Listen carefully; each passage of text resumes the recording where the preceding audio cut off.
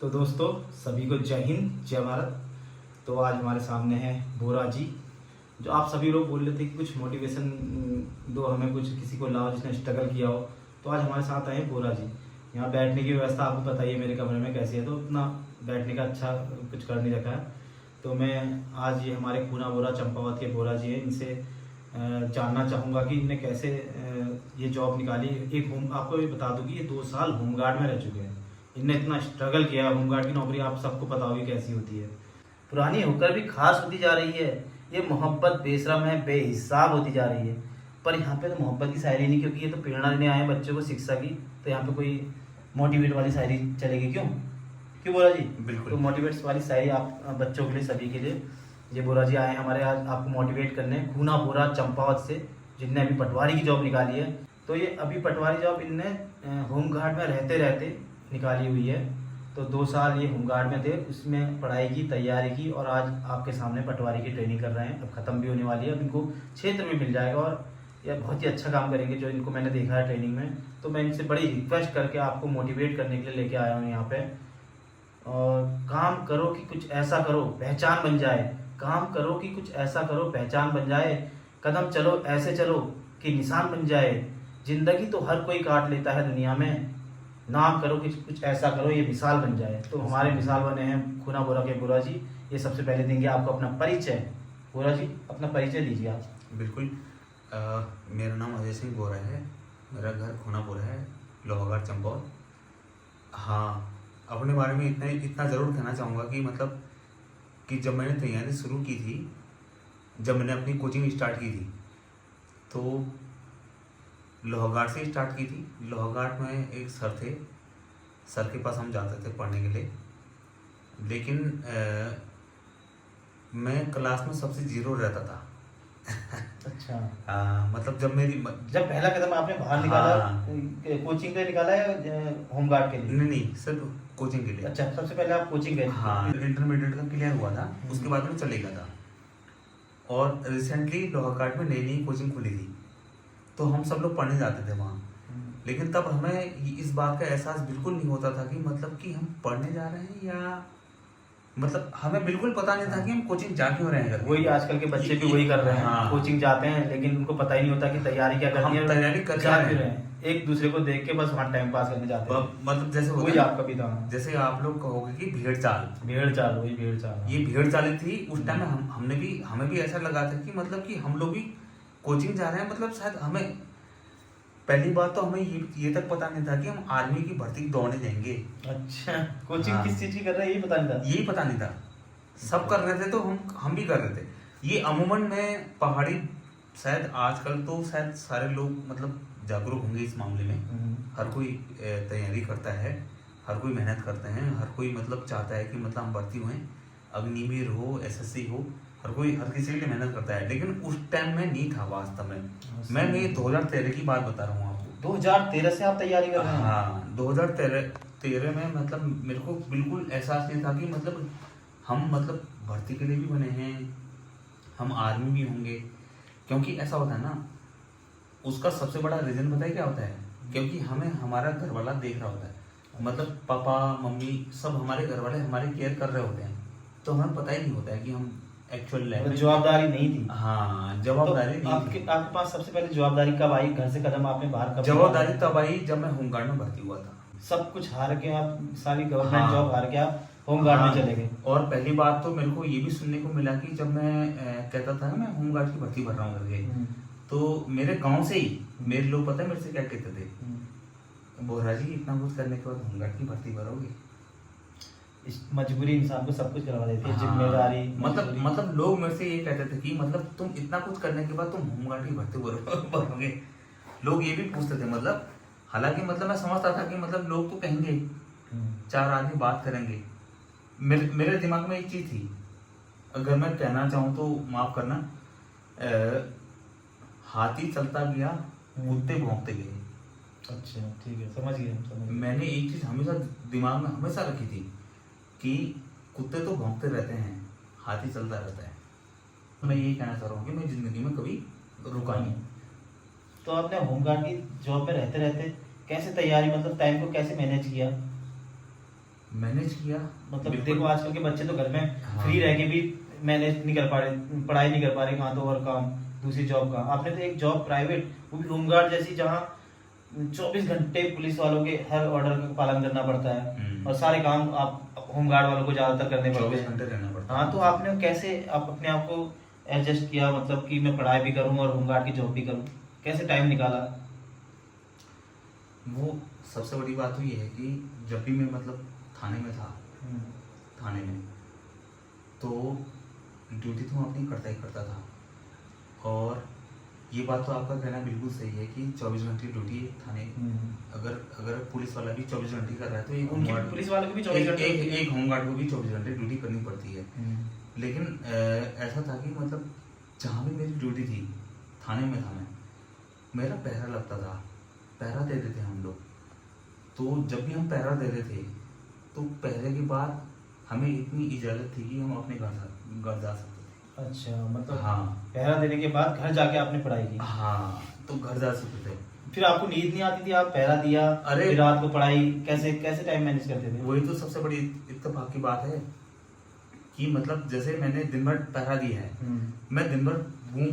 और सबसे बड़ी बात तो मैं आप लोगों को कहना चाहूँगा कि वर्दी की जो, अगर कोई भी वर्दी वाला ये बंदा देख रहा होगा तो उससे पूछना चाहूँगा कि वास्तव में वर्दी की जो बहुत खतरनाक होती है और ये बूट वूट पहन के खड़े रहना बहुत टफ होता है। फिर शाम को घर आके पढ़ना, हाँ। तैयारी करना, और वो भी पटवारी की जॉब निकालना, तो हाँ, मतलब जब भी कोई फोर्स वाला बंदा अपना बूट खोलता है ना, उसके पैर सफेद निकलते हैं। क्योंकि दिन भर बेचारा वो यार वास्तव में यार अपने पैरों को बूट में डाले रहता है यार, वो सहता है। फिर ड्यूटी से आके घर में रात में कितना घंटा पढ़ते थे, कैसे? तो रात में मैं ज़्यादा नहीं पढ़ता था। मैं डिसाइड करता था कि मेरी ड्यूटी क्या है। अगर मेरी डे की ड्यूटी होती थी मैं रात को पढ़ता था, और अगर मेरी कभी कभी नाइट ड्यूटी भी लगती थी। ऐसा नहीं है कि मतलब मेरी ड्यूटी दिन में ही लगती थी, कभी कभी नाइट होती थी, डे में पढ़ते थे, हाँ। डे होती थी, नाइट में पढ़ते थे। तो सोते कितना घंटे थे फिर आप? सोना 3 घंटे 4 घंटे। देखिए दोस्तों, 3 घंटे 4 घंटे सो के तैयारी कर रखे, 24 घंटे में 8-10 घंटे ड्यूटी, तो कितना घंटे पढ़ा होगा? 5-6 घंटे पढ़ा होगा। 3 से तो 4 इनका 3 से 4 घंटे पढ़ा, और कैसे पढ़ा होगा कि ये अच्छे नंबरों से आज पटवारी की जॉब निकाल के आए हुए हैं। और इनने फॉरेस्ट गार्ड भी निकाली और कनी सहायक में भी अच्छे नंबर आए इनके। तो इनने सब चीज़ों में अच्छा प्रदर्शन दिया अपना, वो भी होमगार्ड में रहते हुए। तो इस दौरान जब आप होमगार्ड में थे, घर से प्रेशर भी आया होगा, आपकी उम्र भी हो चुकी थी कि शादी कर लो, अब हो गया, तैयारी मत करो, तो फिर आपने कैसे मैनेज किया घर वालों को? सबसे बड़ी बात तो ये है कि ना, एक बेटा तभी मेहनत कर सकता है जब उसका बाप या उसके माता पिता या उसके गार्जियन जो भी हैं, बात सही है। तो उसको अगर वो सपोर्ट कर रहे हैं तो कोई दिक्कत नहीं आती। तो मतलब आपके घर वालों ने आपको पूरा टाइम दिया, मेरे को पढ़ाई पूरा करो, time दिया। तैयारी हाँ, करो, हाँ। कोई बात नहीं बेटा, निकलेगी हाँ। जॉब तो निकलेगी। निकलेगी। भरोसा था मतलब घर वालों को? भरोसा तो बिल्कुल था। घर वालों को भरोसा होना बहुत जरूरी है। देखिए, अब कोई लेकिन बच्चा हाँ, तैयारी कर रहा हो तो एक बात और कहना चाहूंगा, आखिर तक करते करते मतलब ऐसा होता है ना कि मतलब घर वालों का भरोसा भी टूट जाता है। मतलब टूटा था लास्ट, ऐसा फेज भी आया। क्योंकि जब हाँ। पेपर कैंसिल होने लगे थे एक टाइम पे, हाँ। तो घर वालों ने बोला होगा अब तो कर ही ले शादी। मतलब 8 घंटे ड्यूटी, 3-4 घंटे सोना, 5-6 घंटे पढ़ाई। हाँ। तो आपने इस 5-6 घंटे में ऐसा क्या पढ़ा? मतलब कोई आप यूट्यूब चैनल देखते थे या कोई किताबें पढ़ते थे जो नहीं, बच्चों को कुछ बताएं जो उत्तराखंड की तैयारी कर रहे हैं स्पेशली? हाँ। क्या क्या आपने पढ़ा? नहीं, वो कंक्लूजन यहाँ पे आ जाएगा। जैसे मैं पता मैं क्या करता था, जैसे सबसे पहली बात तो जो भी लड़के उत्तराखंड की तैयारी कर रहे हैं, पहली बात तो मैं उनसे ये कहूंगा कि कभी डिप्रेशन मत। कभी भी डिप्रेशन होता है, ऐसा नहीं है कि डिप्रेशन नहीं होता। डिप्रेशन हर किसी को होता है, लेकिन डिप्रेशन में आना नहीं है। नहीं, अगर तुम्हें लगता है कि वास्तव में कि तुमने तो अभी तक कुछ पढ़ा ही नहीं है, कितना पढ़ना है और क्या क्या पढ़ना है, क्या क्या करना है, तो इसका मतलब तुम प्रिपेयर नहीं हो। तो हम यही तो जानना चाह रहे हैं कि क्या क्या हाँ। पढ़ना, क्या क्या पढ़ना आप बताइए। इंसान अपने आप में प्रिपेयर तभी हो सकता है कि जब तक वो अपने आप से सवाल ना करे। अगर तुम अपने आप से सवाल कर रहे हो, ये तो मैंने भी सुना था अपने आप से। जिंदगी में अगर तुम्हें कुछ करना है तो अपने आप से सवाल करना है। करना ही चाहिए, अपने आप से सवाल जरूर करना चाहिए। मैं नेचुरल कर रहा हूँ, बातें करनी चाहिए अपने आप से, अपने आप से बातें करो, क्वेश्चन करो। चाहे बताए आप फिर ये किस्सा अपना लो, चाहे कि हाथी चलता गया कुत्ते भौंकते गए, रहने दो, तुम अपने आप में बात करो, अपने आप से पूछो, अपने आप से पूछो कि तुमने क्या किया, मंजिलें क्या है, रास्ता क्या है, हौसला है तो फासला क्या है। तो अपनी स्टोरी आगे कंटिन्यू करेंगे। जो हम पूछ रहे थे कि डिप्रेशन में कैसे आया जाता है और इसको दूर कैसे किया जा सकता है। सबसे पहली बात तो है कि जैसे सर कह रहे हैं डिप्रेशन में कैसे आया जाता है, डिप्रेशन में आया नहीं जाता है। क्यों आया जाता है? हाँ, मतलब क्यों आया जाता है? डिप्रेशन में बंदा क्यों आता है, सबसे बड़ी बात तो यही है कि जब बंदा कोई डिप्रेशन तब आता है कि जब कोई बहुत मेहनत कर चुका होता है, हाँ, उसने बहुत मेहनत कर चुकी होती है, वो डिप्रेशन में तभी आता है। अगर किसी ने कोई मेहनत नहीं की होगी तो पक्का वो बंदा डिप्रेशन में नहीं आएगा। ये पहला सवाल है। डिप्रेशन में वही बंदा आएगा जिसने बहुत मेहनत की होगी। सही बात। एक मैं डिप्रेशन का उदाहरण भी देता हूँ। हमारे यहाँ वीडियो का एग्जाम हुआ था, पहला वाला लीक हो गया था ना, तो उसमें जो एक्चुअल हाँ, मेहनत करके जो सिलेक्ट हुए थे ना, हाँ, वो डिप्रेशन में आ गए। वो जब नेक्स्ट एग्जाम हुआ वो 50 भी क्रॉस नहीं कर पाए, हाँ। जो पहले में मेहनत से सिलेक्ट थे। मतलब डिप्रेशन वो चीज होती है ना, ये क्या हो गया अचानक, मैंने इतना पढ़ा, निकाला भी और एग्जाम कैंसिल, तो वो डिप्रेशन में आ गए थे। यही डिप्रेशन आप लोगों में नहीं आना चाहिए। कोई बात नहीं, एग्जाम जो जहाँ किस्मत में लिखा होता है वो तो होता ही है। अब मैं ये जानना चाह रहा हूँ कि आप बच्चों को जल्दी बताएं कि आपने क्या क्या बुक्स पढ़ी और कैसे कैसे पढ़ी। कोई यूट्यूब चैनल अच्छा जो आपकी नज़रों में हो, या फिर कोई कोचिंग कोई अच्छी नज़रों में हो। नहीं, कोचिंग तो ऐसा है कि मैंने पढ़ी नहीं कभी, नहीं पढ़ी। 3 महीने कोचिंग पढ़ी, बुक्स लोहाघाट में पढ़ी, लेकिन उसके 6 महीने बाद में खुद कोचिंग पढ़ाने लग गया था। पता नहीं, मेरे को खुद पता नहीं है कि मतलब मैं, अच्छा, मतलब तुम खुद हाँ, ही स्टार्ट हो गए कि चलो अब मैं ही देखता हूँ, मैं हाँ, पढ़ाता हूँ, मुझे भी आने लग गया। जो भी बंदे मतलब जो भी लड़के दोस्त लोग यहाँ जो भी मेरे को देख रहे हैं, मतलब अगर आप तैयारी करना चाहते हैं तो उन लोगों से यही कहना चाहूँगा कि सबसे पहली बात तो अगर आपको उत्तराखंड की गवर्नमेंट की जॉब चाहिए तो केसरी नंदन त्रिपाठी को केसरी नंदन त्रिपाठी। अच्छे से पढ़ो, सबसे बेस्ट बुक है केसरी नंदन त्रिपाठी। अगर कोई इंसान ये चाहेगा ना कि मैं इसकी अदरवाइज भी करना चाहूँगा, कर तो सकता है, उसकी एबिलिटी है, उसके अंदर क्वालिटी है। केसरी नंदन त्रिपाठी की बुक उत्तराखंड वाली, उत्तराखंड की केसरी नंदन त्रिपाठी अगर कोई पढ़ लेता है, मैं अपने अपने हिसाब से सजेस्ट कर रहा हूँ, लोगों का अपना तरीका है। वैसे मैं ये कह रहा हूँ कि मतलब अगर कोई बंदा अगर केसरी नंदन त्रिपाठी पढ़ लेता है ढंग से, तरीके से, तो उत्तराखंड की किसी जॉब में बैठने के तैयार है। और जो लूसेंट की जो मैं बता रहा हूँ, तो लूसेंट की किताब को तो हर इंसान को पढ़ना ही चाहिए, उसका बेसिक है। और जीके और जीके कहीं और से पढ़ सकते हैं। नहीं, अगर कोई लड़का ये कह रहा है कि मैं लूसेंट की बुक ही नहीं पढ़ रहा हूँ, उसके बारे में कुछ कर रहा हूँ, तो उसकी टैलेंट है, मैं उसके लिए मना नहीं कर रहा हूँ मैं, लेकिन हर इंसान को मतलब लूसेंट पढ़ना चाहिए। और उसके अलावा भी जीके की बुक है, और कोई है ना, रमेश चंद्रा की हिस्ट्री की बुक है, रमेश चंद्रा की हिस्ट्री की बुक है। आर.एस. चंद्रा करके आती है, आर.एस. चंद्रा है नहीं? हाँ, अच्छी आती है, हाँ, देखी मैं पढ़ी नहीं, लेकिन मैंने देख रखी है। रमेश चंद्रा के सारे संस्करण आते हैं, हिस्ट्री चाहे ज्योग्राफी रमेश चंद्रा की ज्योग्राफी पढ़ी है। और सबसे बड़ी बात, अगर किसी को सिर्फ और सिर्फ ग्रुप सी की जॉब निकालनी है तो परीक्षा वाणी से बाहर मत पढ़ो। परीक्षा वाणी, मैं तो सबसे कहता हूँ कि परीक्षा वाणी की बुक ले लो। आजकल हिस्ट्री का भी परीक्षा वाणी का संस्करण आता है। और ये हिंदी, पर्यावरण आता है, हिंदी तो नॉर्मली टॉपिक, हाँ, जो टॉपिक आते हैं वो पढ़ लीजिए, हाँ, हिंदी बस। आप एक काम कर सकते हो, उत्तराखंड का तो परीक्षा वाणी का खुद ही आता है, परीक्षा वाणी से आता है, हिंदी भी आती है। अगर हिंदी तुम्हें और अच्छे से पढ़नी है, प्रैक्टिस करनी है, तो आर.एस. अग्रवाल की, तुम मना रहे हो, आर.एस. अग्रवाल की हिंदी, आर.एस. अग्रवाल की हिंदी की बहुत बढ़िया प्रैक्टिस सेट आती है। हिंदी के लिए आर.एस. अग्रवाल, कोई पढ़ना चाहता है हिंदी के लिए आर.एस. अग्रवाल, उत्तराखंड के लिए क्या बोल रहे थे आप? नहीं, वो त्रिपाठी। हिंदी उत्तराखंड की जॉब के लिए सिर्फ वो केसरी नंदन त्रिपाठी जी उत्तराखंड के लिए, हिंदी के लिए आर.एस. अग्रवाल की, और जीके के लिए आप लुइसेंट पढ़ सकते हैं। और कोई यूट्यूब चैनल भी आपने फॉलो किया था किसी को? बिल्कुल किए हैं। मैंने सबसे बड़ी बात तो आप बना रहे होंगे सर, वीडियो बन रही है। सबसे बड़ी बात तो मैंने स्टडी विद योगेश को फॉलो, स्टडी विद योगेश तो मैंने भी जिला सीरीज है ना जो स्टडी विद योगेश सर की, उसी को पढ़ के मैं समझ लो मैं उत्तराखंड में कोचिंग तो मैंने की साथ में, लेकिन उनकी जिला सीरीज में मैं पक्का देखता था, क्योंकि जो योगेश सर पढ़ाते थे और जो हमारे कोचिंग के सर थे विशाल सर, तो दोनों को मैं सेम सुनता था, सेम जिले में, तो मुझे और जल्दी याद आ जाता था।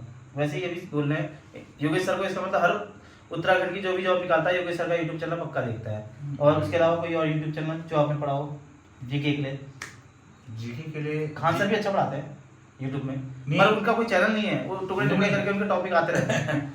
ऑल ओवर अगर मेरे को नॉलेज ली थी तो मैंने खान सर की वीडियो देखी थी। वही शॉर्ट आते रहते हैं जो हाँ। जैसे हमें कोई टॉपिक ढूंढना है, जैसे हाँ। हड़प्पा, तो हड़प्पा डालो और खान सर लिख दो आगे से, तो इतना अच्छा समझा वो आ जाता है, कहीं ना कहीं से कट के वो क्लिप आ ही जाता है, उनने समझाया होता है, वो भी बहुत अच्छा समझाते हैं खान सर के। आपको टॉपिक कोई क्लियर करना है तो खान सर का सर्च करके वो टॉपिक क्लियर कर लीजिएगा, बहुत अच्छा समझ में आ जाता है। जो उत्तराखंड को अच्छे से समझता है उसको हाँ। उत्तराखंड की ज्यादा तैयारी करने की जरूरत नहीं है, जिसको याद हो जाता है जल्दी जल्दी, हाँ। और उसको जीके की और हिंदी की तैयारी करने की जरूरत है।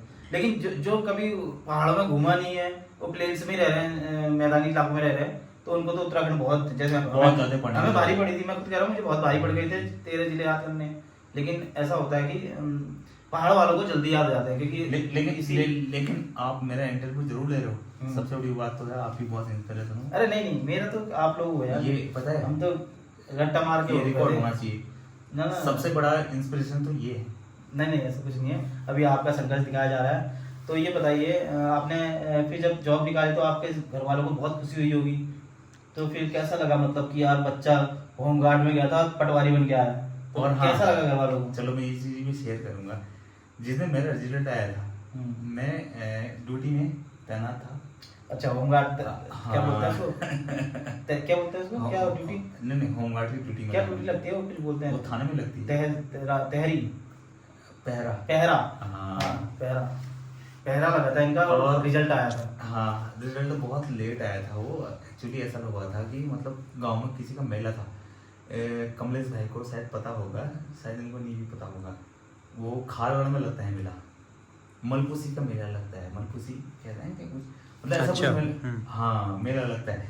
हम लोग मेला ड्यूटी दे के थाना अधिकारी के साथ गाड़ी में बैठ के वापस आ रहे थे, जैसे थाने में पहुंचे थे उसी दिन रिसेंटली वो मतलब जो हमारा रिजल्ट है ना पटवारी का, हाँ वो आउट हुआ था। और मेरे को मेरा कोई किसी ने स्क्रीनशॉट भेज दिया मेरा रोल नंबर का, मेरे घर वालों ने मेरे को सेंड किया था। गुड। कह रहे थे कि मतलब ये तुम्हारा रोल नंबर है, शायद तुम्हारा नाम है, तो मैंने चेक किया था कि अच्छा हो गया क्या।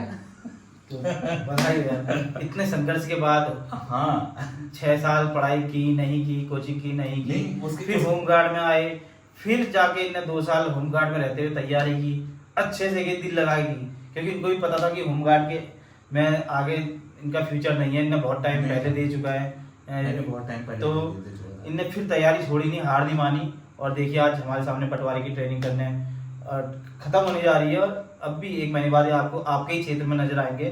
तो बहुत अच्छे इंसान है, कभी देख बताना जरूर, इनकी वीडियो देखी थी सर, कोई भी काम होगा तो तुरंत करेंगे, ठीक है। और 1-2 अच्छे से शायरी इंस्पिरेशन बच्चों के लिए कुछ 1-2 शब्द बोलिए आप। शायरी वैसे तो मैं पोएम सुना था, लेकिन नहीं, एक सवाल चलो और पूछते, शायरी पूछने से पहले, कि आपकी गर्लफ्रेंड तो होंगी, शादी गर्लफ्रेंड से करोगे या अरेंज मैरिज करोगे? गर्लफ्रेंड है? ये सवाल जरूरी है क्या?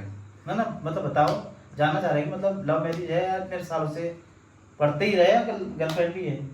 लेकिन पढ़ाई के बीच में गर्लफ्रेंड तो नहीं होनी चाहिए ना, जो तैयारी कर रहे हैं। मेरी कोई गर्लफ्रेंड नहीं है। तभी निकाले जाओ, अगर आप पढ़ाई कर रहे हैं तो गर्लफ्रेंड नहीं बनानी है, ना फ्रेंड बनानी है, बात ही नहीं करनी है किसी से, ना व्हाट्सअप ना फेसबुक ना सब कुछ बंद, सिर्फ ओनली यूट्यूब खुला होना चाहिए आपके मोबाइल में बस।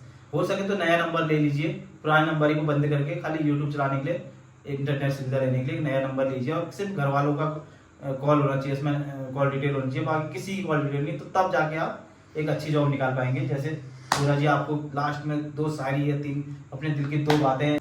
तो सर बताइए सर, बच्चों को मोटिवेट कीजिए, लास्ट में जाते जाते 2 शब्द बोलिए। 2 शब्द यही कहूंगा कि इंसान को कभी डिमोटिवेट कभी नहीं होना है, कभी नहीं होना चाहिए।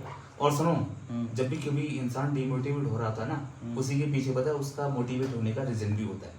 सही बात। इंसान को खुद सोचना चाहिए कि मतलब वो कब डिमोटिवेट हो रहा है नहीं?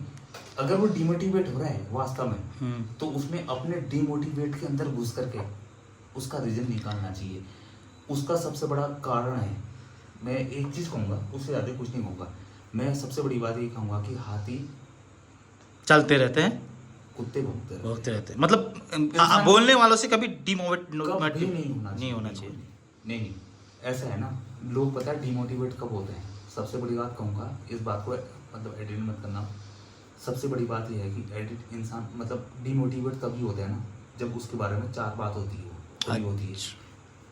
अगर इंसान खुद में अगर कुछ करना चाहता है तो उसको करने देना चाहिए। सही बात है।